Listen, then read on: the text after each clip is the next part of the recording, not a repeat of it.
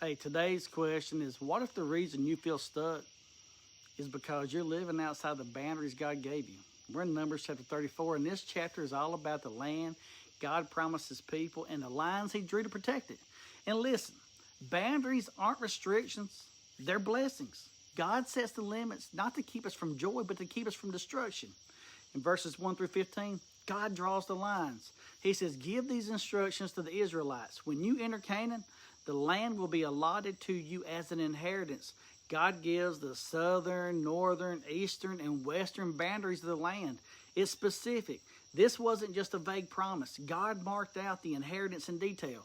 When God gives you something, he gives it on his terms, within his limits, and for his glory. And Reuben, Gad, and that half tribe of Manasseh, remember them? They already settled east of the Jordan back in chapter 32. That land wasn't in Canaan, but God still honored their decision with conditions.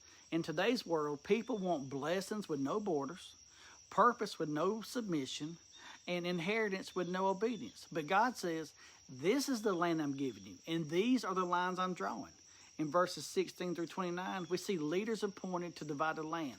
So God appoints Eleazar, the priest, and Joshua, along with one leader from each tribe, to oversee the dividing of the land. Why?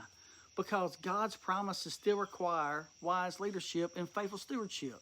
It wasn't a free-for-all. The land was holy, and the process was orderly, accountable, and guided by godly men.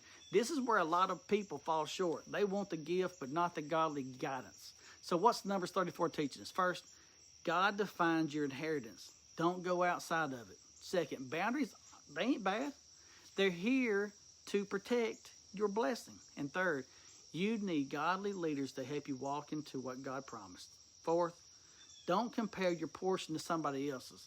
God gave you what you needed. So if you're feeling restless, bitter, or lost, maybe it ain't because God hasn't blessed you.